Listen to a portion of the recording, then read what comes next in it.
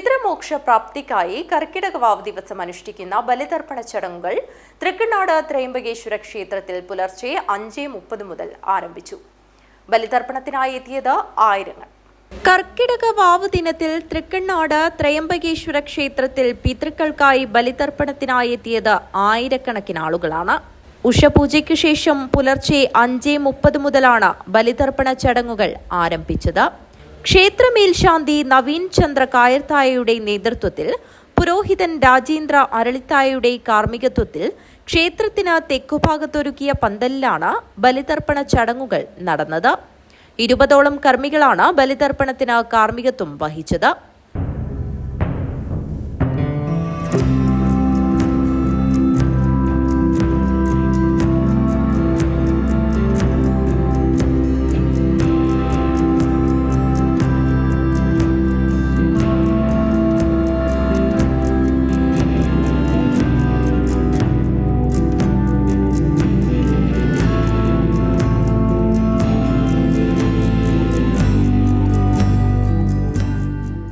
ക്ഷേത്രത്തിൽ എത്തുന്നവർക്ക് ലഘുഭക്ഷണവും കുടിവെള്ള വിതരണവും നൽകിയിരുന്നു.